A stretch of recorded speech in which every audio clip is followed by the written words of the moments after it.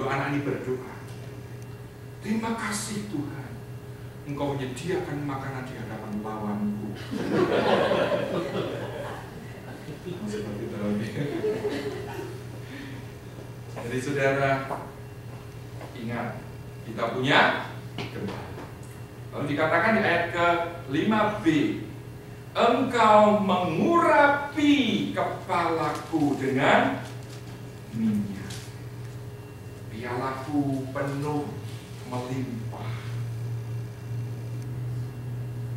Untuk apa ini? Domba diurapi, saudara. Saudara ingat ya, biasanya di sekeliling domba itu juga banyak serangga, ya, flies dan sebagainya. Nah, supaya serangga-serangga ini tidak mengganggu domba, maka sang gembala itu mengurapi, kepalanya dikasih minyak untuk mengusir serangga. Lalu dengan minyak itu, khususnya di Timur Tengah itu kan panas, ya, seperti di Indonesia begitu. Dengan diurapi kepalanya itu untuk mengurangi apa? Heat dari matahari. Jadi kepalanya tidak terlalu panas. Nah, biasanya juga di samping minyak itu juga dicampur dengan perfume, sehingga apa? Fresh gitu, ya. Saya tahu para atlet pelari itu suka pakai minyak itu. Untuk apa? Jadi aroma dari parfum itu juga membuat stamina itu lebih semangat. Wah, ini Daud itu ngerti soal itu, saudara. Nah, kalau renang tidak bisa ya surianya. Itu lengket ya, kalau lari lah itu ya. Saudara, Daud bilang, Engkau mengurapi kepalaku dengan minyak. Artinya apa? Tuhan tahu ya, ada saat dia merasa discouraged, ada saat dia letih, ada saat gangguan-gangguan itu begitu annoying, saudara. Jadi Tuhan kembali baik mengurapi kepalanya dengan minyak. Dan dia bilang, pialaku penuh melimpah. Udah disediain makan, lalu juga di sini piala, ya, minumnya juga mungkin ini martinelli, ya, apple cider, jadi fresh betul-betul. Kurang apa lagi? Itulah gembala yang baik. Saudara, ada yang menafsirkan bahwa hidangan dan minyak di sini melambangkan siapa? Makanan ini melambangkan firman Tuhan, minyak melambangkan Roh Kudus. Bagaimana kita sebagai anak-anak Tuhan, saudara?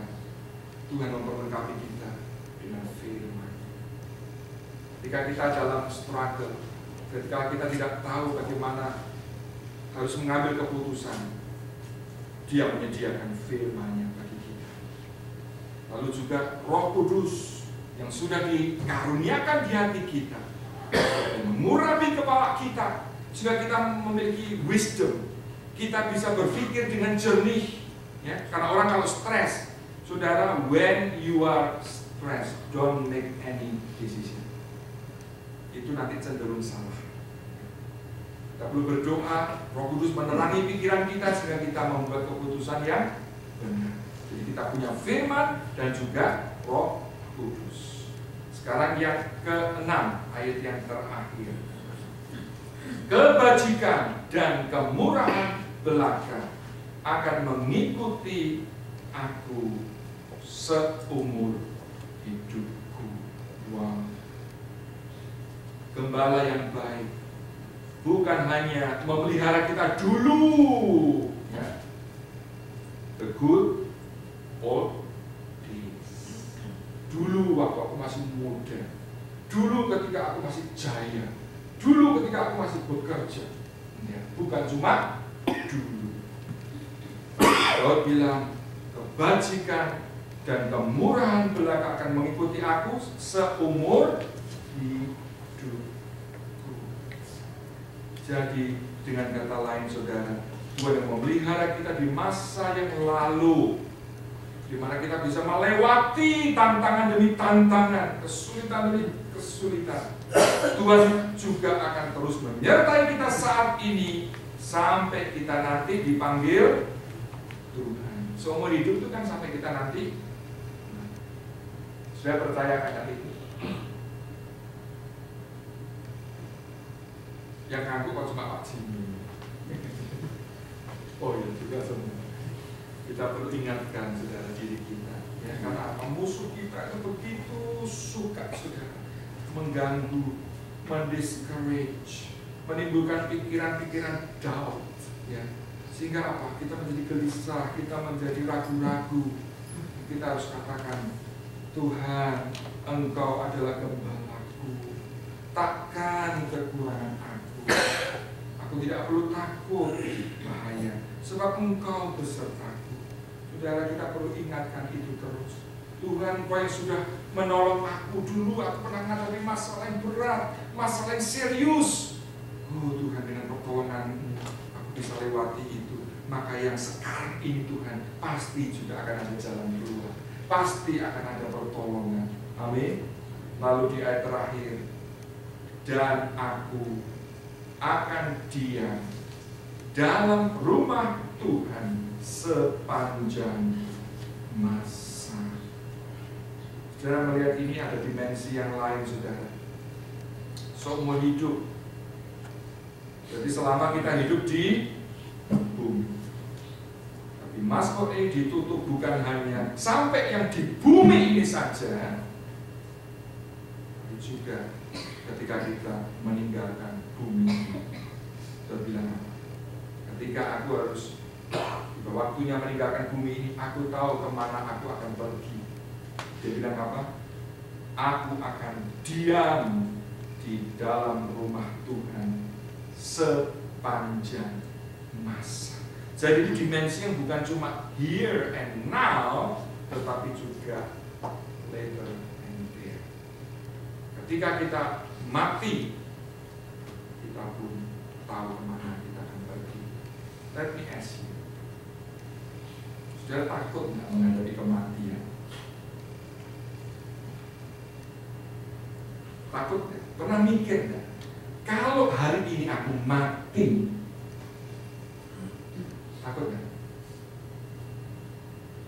You never know kapan kita mati. Siapa yang menyangka tadi? Orang yang lagi ke Safeway untuk mau ketemu dengan Congresswoman, si Christina, 9 years old, tiba-tiba ditembak mati. Siapa yang nyangka? Saudara, sudah takut mati ya? Kalau kita tahu sudah, kita punya gembala yang baik, kita tidak takut. Kenapa? Karena kita tahu kalau toh our life on this earth end, we will stay with the Lord. Saudara sudah menjadi anak Tuhan, if you believe that Jesus Christ is your Lord, you know where He will take you, because Jesus says in John 14, Yohanes 14, Tuhan Yesus berkata kepada murid-muridnya, dia bilang apa? 14 ayat 1, janganlah gelisah hatimu, percayalah kepada Allah, percayalah juga kepadaku. Di rumah Bapakku banyak tempat tinggal. Jika tidak demikian, tentu aku mengatakannya kepadamu. Sebab aku pergi ke situ untuk apa, saudara? Menyediakan tempat bagimu. I'm going there to prepare a place for you and me. Saudara, sehingga kalau saya dipanggil Tuhan, ya pasti. Dan saya harus, saudara, juga merasa sedih, jangan malah senang. Wah, Pak Ben sudah pergi. Oke, sedih, itu normal. Tapi I want you to know, I will be with you forever. I will be in a much better place. I hope you have safe assurance. Amin. Gembala kita adalah seorang good provider, a good protector, and He promised us that we will live with Him forever. Amen.